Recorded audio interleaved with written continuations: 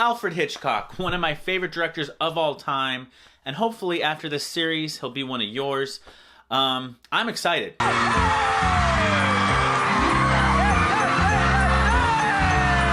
So sit back, relax, and let's talk cock. Okay, so for this series, we're going to delve into Big Al's full filmography, but I felt like it was only right to do one of his most notable pieces of work, and of course the film we're talking about is 1960's Psycho. So a little caveat, if you haven't seen this film, it's been around for quite a while, so I am going to spoil the shit out of it. So make sure to go watch it. So it's 1959, North by Northwest had just finished coming out, and Hitchcock was looking for his next big thing. He ended up reading a book called Psycho by Robert Bloch. Now, Psycho was loosely based on Ed Gein, and if you know that name, you know that Texas Chainsaw Massacre was kind of based upon it, and Silence of the Lambs kind of pulled from it. But yeah, Psycho was like the first one that was kind of actually based on Ed Gein. So, of course, Hitchcock wanted to do the film. He went to Paramount, and Paramount was like, nah, we ain't gonna fund it. And like a boss, Hitchcock fucking put $800,000 of his own money and funded it himself, I think, on the Universal backlot. Okay, so plot of the movie. Marion Crane, played by Janet Leigh, decides to steal $40,000 from her boss in order to run away with her boyfriend. And she ends up taking these back roads to avoid the police, and a severe weather storm happens, and she needs to kind of take shelter, and she ends up stumbling across Bates Motel. And she foolishly decides to go spend the night. And it's here that we meet one of the most iconic horror figures, Norman Bates, played by Anthony Perkins, brilliantly, by the way. So why is this film so great? Well, for a number of reasons, but one of the main ones was that it killed off their main character within 45 minutes of the film. I mean, everyone was thinking, and at the time, everyone was thinking, Janet Leigh's the main star. She's going to be in it for the whole movie. She's going to, kill whoever the character is. But really, they killed her off within 45 minutes. And this kind of changed the way movie making and cinema was done. I mean, there's a lot of stuff in this film that Hitchcock does that changed cinema and how we direct and write and view cinema. But yeah, killing off the main character was a great idea, obviously, and it really paid off because we got one of the most iconic scenes in horror and film history, the shower scene.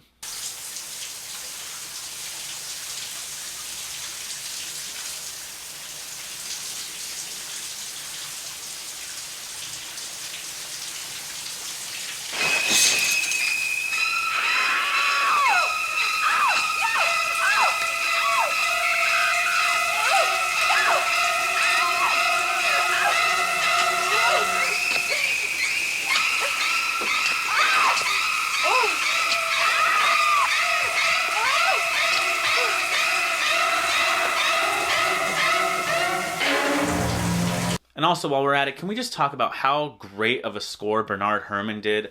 One of the most iconic scores in movie history, similar to Jaws and other films. But this was one that, you hear and you automatically know that Psycho and that shower scene.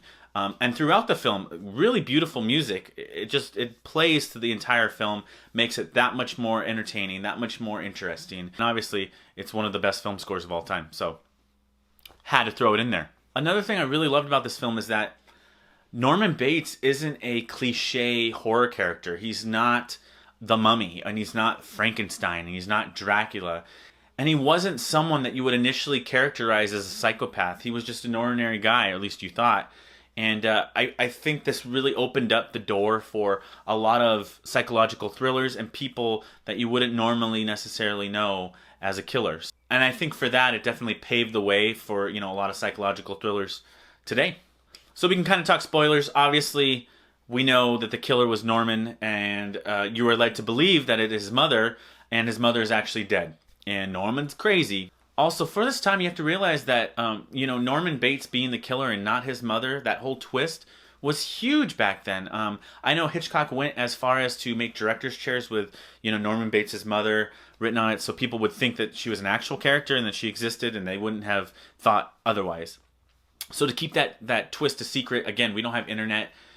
Back then they didn't have internet, they didn't have computers, so it was really just word of mouth. So that twist, I can only imagine how impactful that was, sitting in the theater knowing that it was actually him, Norman Bates, and not his mother that did all the killing, and he just dressed up as her.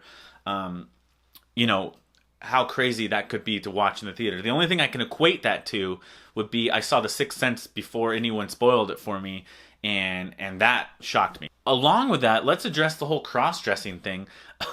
You have to realize too, back then, cross-dressing was just used as like a comedic device. So I loved how Hitchcock was able to take that and turn it into a horror device where you wouldn't think, you know, again, with the whole shock and the whole twist with it, the fact that he dressed up as his mother, no one back then would ever imagine that that would have happened. So for that to definitely play a role in it, and it just makes it that much more impactful, and it really shows that Hitchcock knew what the fuck he was doing. Also, the fact that they used black and white, I thought was genius. Last few films that Hitchcock did before, North by Northwest, they were all in color. So for him to use black and white also adds to this film. And I'm assuming he probably did it because he was funding it and it's cheaper to film in black and white than in his color.